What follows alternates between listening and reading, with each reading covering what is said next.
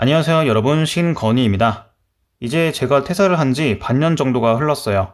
언제 시간이 이렇게 갔나 싶을 정도로 참 금방이네요. 하루하루 충만하면서도 불안한 날도 같이 보내고 있어요.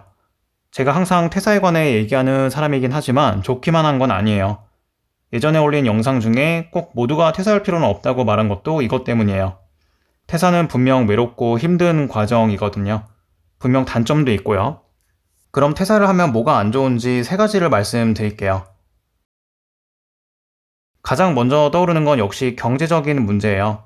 아무리 전에 회사에서 받던 월급이 쥐꼬리만 하다고 해도 그 하찮은 쥐꼬리 덕분에 생활을 꾸려갈 수 있었죠. 이자랑 카드값만 갚으면 땡이었어도 월급이라도 없었으면 훨씬 힘들었겠죠. 회사 문을 박차고 나오면 그 안정적으로 받던 돈이 얼마나 중요한지 알게 돼요. 게다가 퇴사를 하면 국민연금이나 의료보험 같은 것도 개인이 전적으로 부담해야 하니까 회사를 다닐 때보다 오히려 지출이 커지게 돼요. 자연스럽게 다른 데 들어가던 돈을 아끼게 되고 아무래도 더 팍팍하게 살게 되죠. 비싼 물건도 할부를 이용하면 어쨌든 살 수 있었고 차라도 굴릴 수 있었어요. 근데 당장에 받던 월급이 사라지고 퇴직금도 바닥나면 슬슬 불안해요. 당분간은 있던 돈을 가지고 까먹으면서 살아야 하는데 이게 써보신 분들은 알 거예요. 추가적인 수입 없이 얼마나 목돈이 쉽게 사라지는지. 월세나 대출 이자만 해도 만만치가 않죠. 모든 사람이 본가로 들어갈 수 있는 상황도 아닐 거고요. 그리고 회사 바깥에서 내 힘으로 돈을 번다는 게 쉽지가 않아요. 프리랜서를 하든 크리에이터를 하든 사업을 하든 마찬가지예요.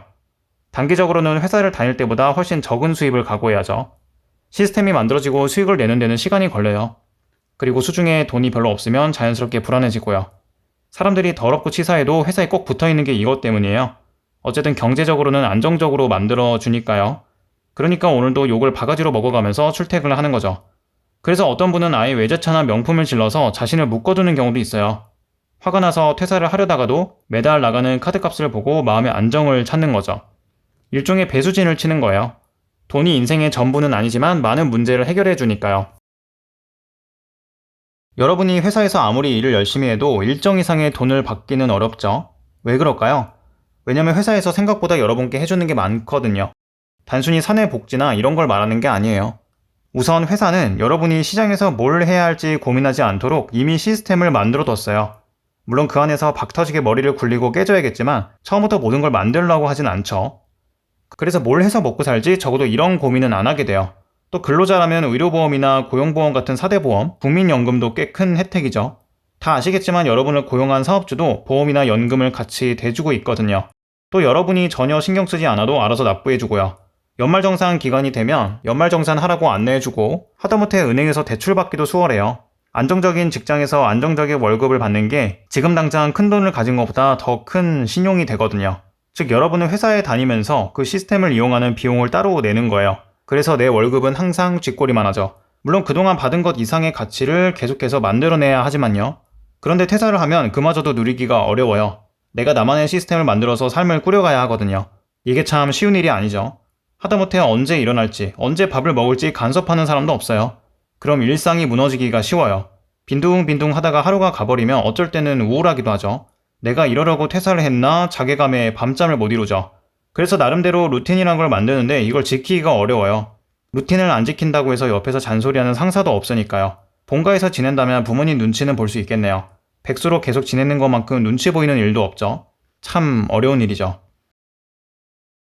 어떤 분에게는 가장 큰 이유일 거예요. 예전에는 어느 회사에서 무슨 일을 하는 누구입니다 이렇게 하면 됐는데 이제는 나라는 사람을 설명하기가 어렵거든요.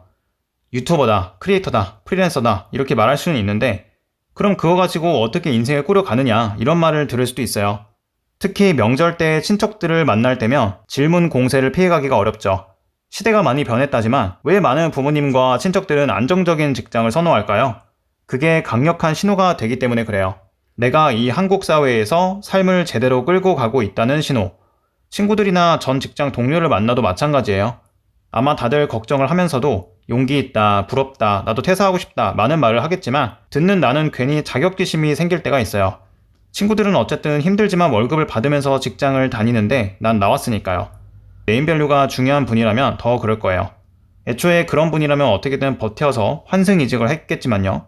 그래서 사람을 피하게 되는 경우도 많아요. 제대로 자리를 잡기 전까지는 부담되니까요.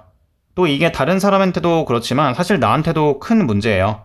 나는 누구인가? 이렇게 거창한 질문까지는 아니라도 나는 대체 뭐 하는 사람이지? 이런 생각이 들 수가 있어요. 나를 간편하게 설명해주던 직장이라는 틀이 사라지니까 갑자기 붕 떠버리는 거죠.